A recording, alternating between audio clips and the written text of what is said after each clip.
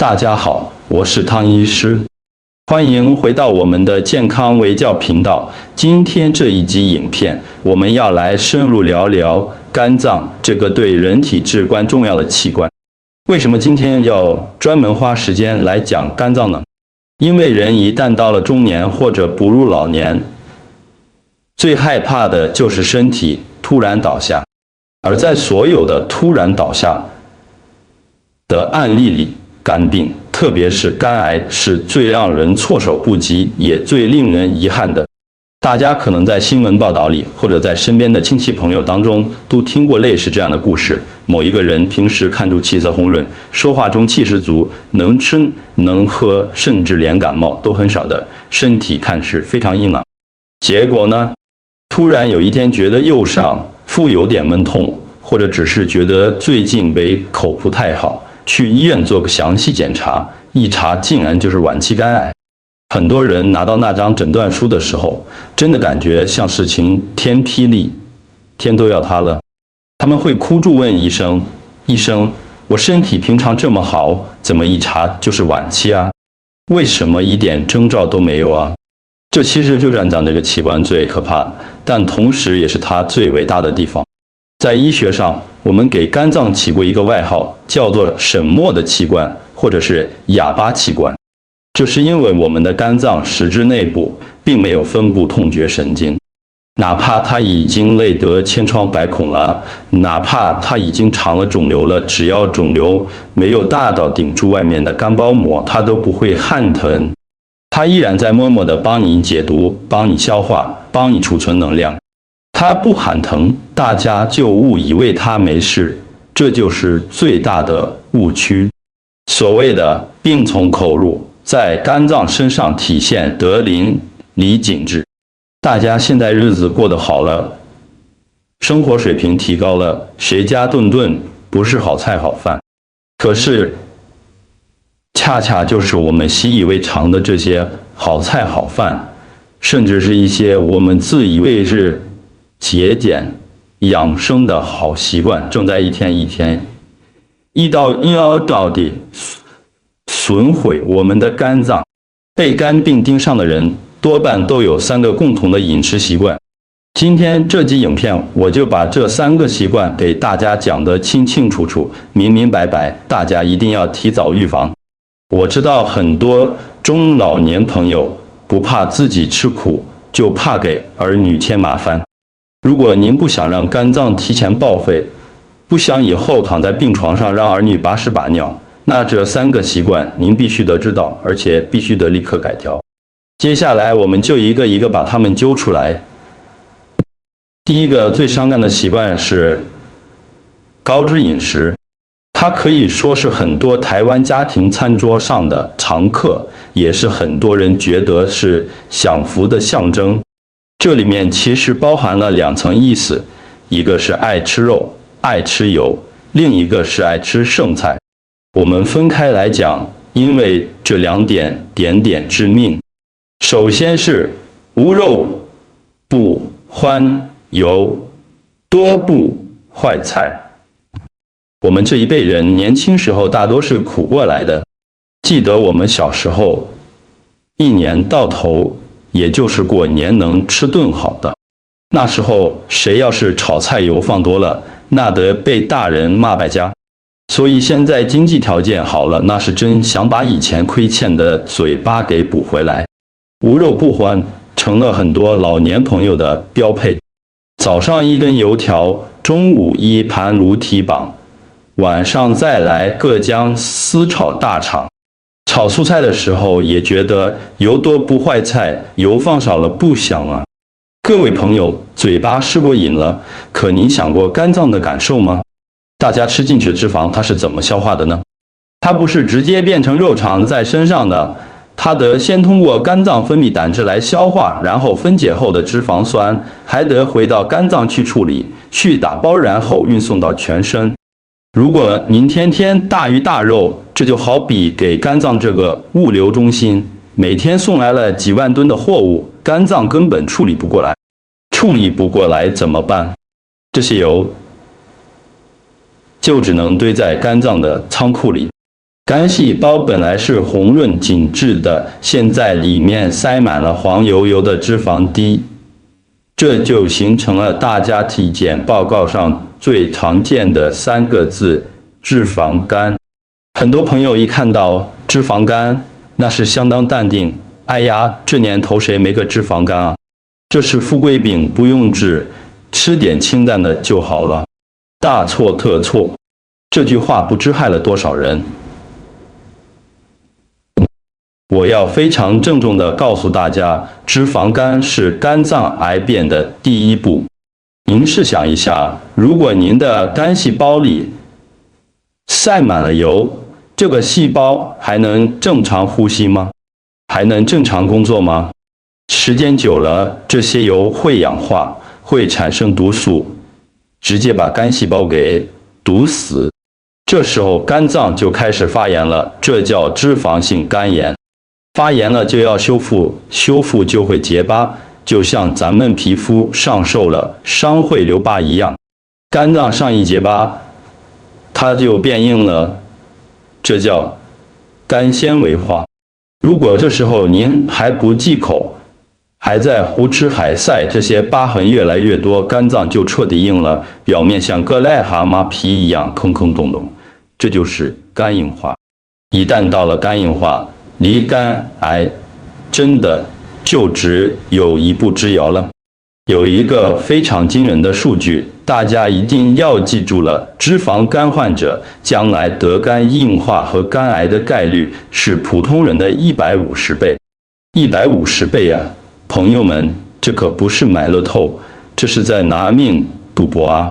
如果是单纯的脂肪肝，大家现在管住嘴，肝脏还能变回去，它是可逆的。但如果变成了肝硬化，那就是单行道回不去了。除了爱吃肉，高脂饮食里还有一个老年人特别容易犯的错误，那就是吃剩菜，特别是剩的荤菜。我知道大家都是从艰苦岁月过来的，勤俭节约越是美德。中午做的卤肉没吃完，到了多可惜啊，好几百块钱一斤呢。晚上热一热接住吃，晚上还没吃完，明天中午再热一热。甚至有的老人家专门把炸鱼炸丸子的油留住，那个油都已经发黑了，还舍不得扔，留住下次炒菜吃，这就是所谓的回锅油。您觉得这是在省钱，其实这是在害命。因为肉类油脂在反复高温加热的过程中会发生化学反应，它会产生很多致癌物，比如苯田皮杂环胺还有丙烯酰胺。这些名字虽然拗口，但您只要记住一点，它们是国际公认的一级致癌物。这些致癌物进到肚子里，谁负责解毒？还是肝脏？肝脏本来处理脂肪就已经累得半死了，您现在又给它喂毒药，这就像是一个已经在吐血的工人，您还拿鞭子抽他，让他去搬有毒的化学品，这肝能不坏吗？而且高脂食物在代谢过程中还会产生硫化氢、分臭素，这些东西不仅让您大便臭、口臭，更是在不断地侵蚀您的肝细胞。所以针对这第一大恶习，给大家的建议是，肉要吃，但要换个吃法。老年人需要蛋白质，肉不能断，但大家能不能把红烧卤肉改成清炖排骨？能不能把油炸带鱼改成清蒸鱼？把那个油煎油炸的步骤省了，肝脏的负担就能减去一大半。每顿饭蔬菜占一半，大家吃饭的时候拿个盘子比划一下，绿叶蔬菜要占到一半，肉占一小半，主食占一小半。蔬菜里的膳食纤维能帮您把肠道里的油刮走，不让它进到肝脏里。剩菜剩饭该扔就扔，尤其是剩肉剩油，坚决不要留过夜。您算一笔账，几百块的肉扔了是心疼，但如果吃出了病，去医院住1天加护病房就是几千上万块，哪个更划算？讲完了吃，我们来讲讲喝。这最伤肝的第二个坏习惯是吃饭饮酒，这是很多男性朋友的命根子，甚至也是很多女同胞的养生法宝。每天2两酒，活到99，适量饮酒，活血化瘀，这些顺口溜，大家是不是张口就来？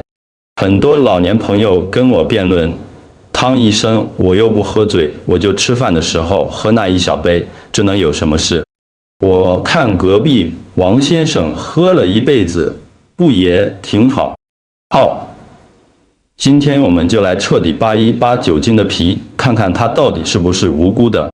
首先，根本不存在所谓的安全饮酒量。我要告诉大家一个医学界的铁律，这是《柳叶刀》等顶级医学期刊用了几十年研究得出的结论。对于健康，对于肝脏来说，酒精的安全摄入量是0。只要你喝，哪怕是1滴，它对肝脏都有伤害。为什么呢？大家看看酒到了肚子里发生了什么。酒的主要成分是乙醇，乙醇进到身体里90%以上都得靠肝脏来代谢。肝脏代谢酒精分3步，第1步把乙醇变成乙醛，第2步把乙醛变成乙酸，第3步把乙酸变成水和2氧化碳排出去。这中间最坏的就是那个乙醛。乙醛是什么？它被世界卫生组织列为一类致癌物，跟砒霜、黄曲毒素是一个级别的毒性。它会直接附着在肝脏细胞的钠上，诱导细胞发生突变。说白了，它就是直接去破坏肝脏的司令部，让好细胞变成癌细胞。还有，大家有没有发现，很多人一喝酒就脸红，甚至脖子都红了。有人说，脸红的人酒量好，能喝，大错特错，这是酒命的误区。喝酒脸红是因为您身体里缺一种酶，叫做乙醛脱氢酶。这种酶是专门负责把那个剧毒的乙醛给分解掉的。如果您缺这种酶，乙醛分解不掉，就会在身体里大量堆积，把血管扩张了，脸就红了。所以喝酒脸红其实是身体中毒的表现。如果您是喝酒脸红的人，说明乙醛在您体内的毒性停留时间更长，您得肝癌的风险比那些喝酒不脸红的人要高出好多倍。很多朋友会说，我每天喝一点，肝脏不也没疼吗？这就回到了我们开头说的，肝脏是哑巴。酒精对肝脏的伤害是典型的温水煮青蛙。你每天喝2口，肝脏每天就要加几个小时的班来解毒。它刚想休息一下，修复一下昨天的损伤，今天的酒又来了。就这样，肝细胞反复的受损，修复再受损再修复。在这个过程中，肝脏先是变成酒精性脂肪肝，接着变成酒精性肝炎，然后为了修复伤口，肝脏长出很多疤痕组织，这就变成了肝纤维化。最后，整个肝脏变硬、萎缩，变成酒精性肝硬化。一旦到了肝硬化阶段，那是很痛苦的，腹水、吐血、肝昏迷。那时候您再想把酒戒了，神仙也救不回那个柔软的肝脏了。还有很多朋友喜欢泡点药酒，或者喝点红酒，觉得这是软化血管养生的。我告诉您，药酒也是酒里面的药材，可能有作用，但酒精的伤害是实打实的。这就好比您在一碗毒药里撒了几粒人参，那它还是一碗毒药啊。为了那一点点所谓的药效，搭上自己的肝脏，这笔账怎么算都划不来。给大家的建议是，如果您的肝脏已经不好了，比如体检有脂肪肝，或者有把肝洗干，那请听我一句劝，必须滴酒不沾。如果您身体还算健康，实在有些应酬场合推脱不掉，那请记住以下这4个保命原则：第一，绝对不要空腹喝；喝酒前先喝杯牛奶，给胃黏膜涂层油，减慢酒精吸收。第二，小口慢饮，别一口全杯，给肝脏一点处理毒素的时间。第三，多喝水，喝酒的时候旁边放杯水，喝一口酒喝3口水，加速尿液排出。第四，别把喝酒当习惯，偶尔过年过节喝一次还凑合，千万别养成每天晚饭都要喝2口的习惯。第三个最伤肝的坏习惯是以含糖饮料代水，这可能是最隐蔽的，很多人根本没意识到这是个坏习惯，甚至还以为自己在补充营养。现在生活好了，饮料的种类也多了，台湾更是手摇饮王国，很多年轻人爱喝珍珠奶茶、可乐。中老年人呢，可能觉得那些不健康，于是就喝冰糖雪梨、蜂蜜柚子茶、乳酸菌饮料，还有最常见的鲜榨果汁。大家是不是经常觉得白开水没味，喝不下去，用这些甜水代替水，既好喝又能补水，多好？这里面有2个巨大的坑。第一个坑是糖，它是肝脏的隐形杀手。市面上卖的那些甜饮料，哪怕打住健康的旗号，里面的糖分往往都是超标的。一瓶500毫升的甜饮料，里面的糖可能就有50克，相当于10几块方糖。这些糖喝进去，吸收特别快。糖是能量，年轻人运动多，能把这些能量消耗掉。可咱们到了中老年，腿脚不好了，活动量小了，代谢也慢了，这么多糖进到身体里，根本用不完。用不完去哪儿？身体很聪明，它会把多余的糖转化成脂肪，存起来备荒。存哪儿呢？首选就是肝脏。所以吃糖多一样会得脂肪肝，而且长期喝糖水，血糖忽高忽低，胰岛素敏感性下降，还会得糖尿病。糖尿病和脂肪肝是一对难兄难弟，互为因果，互相加重。第二个坑是果汁，它并没有大家想象的那么健康，这是我要重点强调的。很多老年人觉得喝果汁就是吃水果，甚至比吃水果还好吸收，大错特错。水果是好东西，因为它里面有丰富的水溶性膳食纤维。您吃一个苹果，得觉半天，那些纤维会裹住糖分，让糖分一点一点慢慢的释放到血液里。但是，一旦您把它榨成汁，第一，膳食纤维被破坏了，甚至被当成渣子扔掉了；第二，糖分浓缩了。您吃一个苹果就饱了，但喝一杯苹果汁可能需要3个苹果。您咕嘟一口几十秒钟就把3个苹果的糖分，主要是果糖，全都倒进肚子里了。这里要提到一个专门的坏蛋，哇，果糖和葡萄糖不一样，葡萄糖全身都能用，但果糖几乎只能由肝脏来代谢。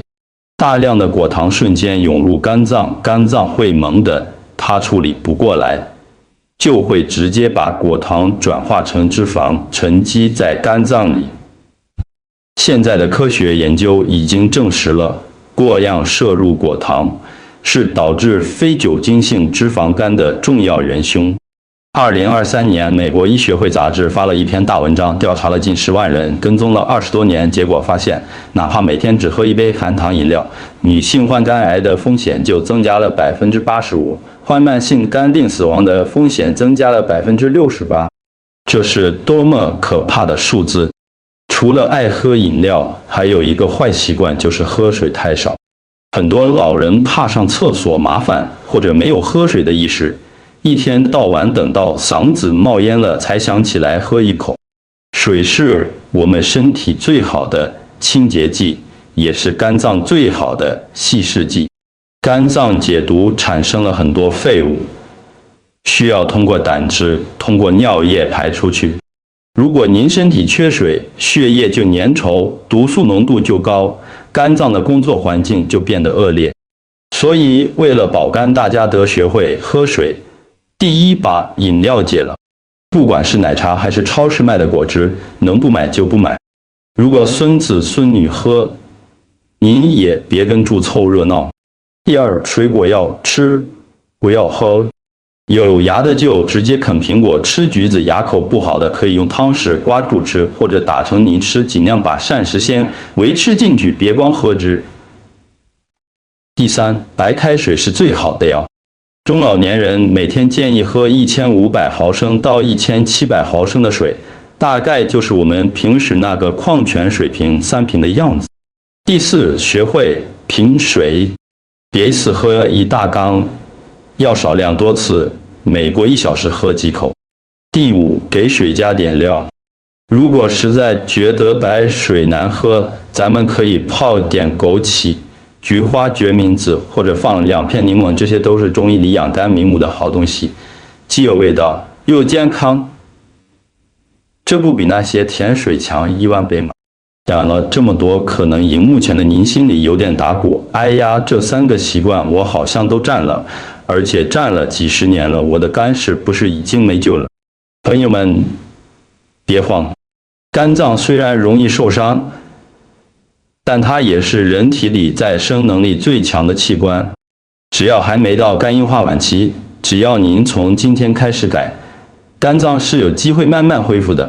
那么大家怎么知道自己的肝脏现在状况如何呢？